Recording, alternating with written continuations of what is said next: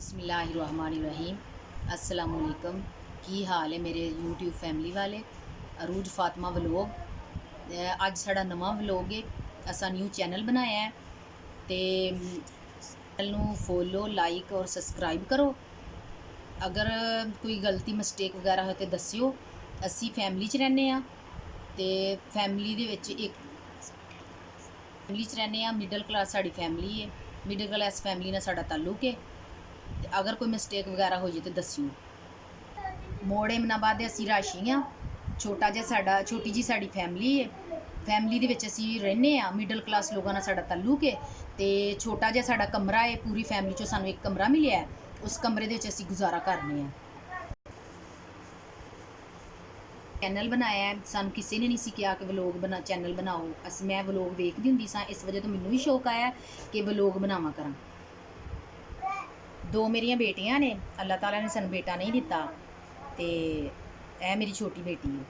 अस्सलाम वालेकुम गाइस, आप सब कैसे हैं? उम्मीद है कि आप सब ठीक होंगे। अल्हम्दुलिल्लाह मैं भी बिल्कुल ठीक हूँ। यह मेरी बड़ी बेटी है। अस्सलाम वालेकुम, हाय गाइस, आप कैसे हैं? उम्मीद है कि आप सब लोग ठीक होंगे। अल्हम्दुलिल्लाह हम सब लोग भी बिल्कुल ठीक।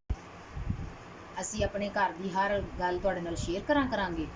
तो यह साडा छोटा जिहा घर है। अगर कोई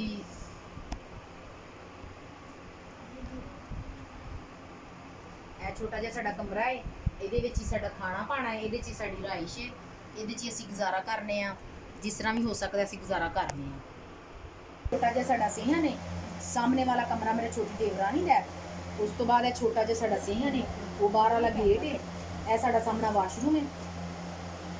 छत जाने वाली सीढ़ियां ने।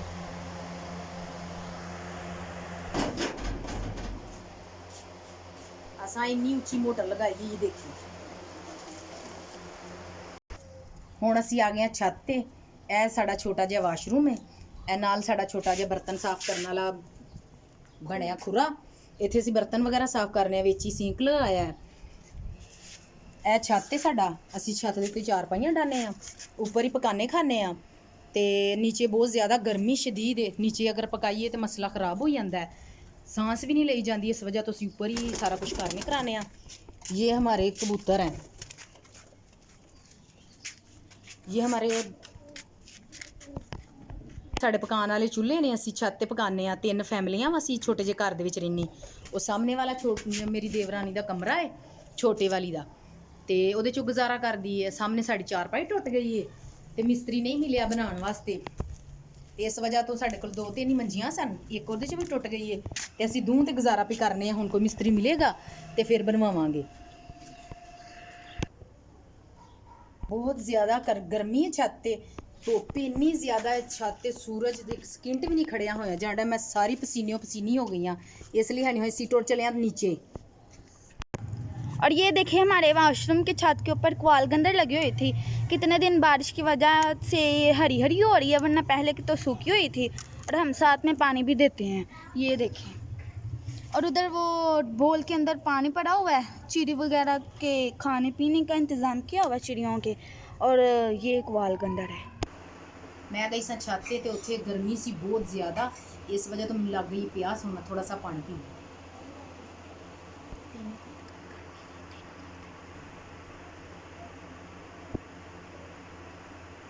ज़्यादा सांस फूलन लग पई गर्मी की वजह तो। इयां तैयारी शाम के खाने की मैं बनाने लई सा लसन ते असी बना लईए शाम की तैयारी कर लईए खाने की।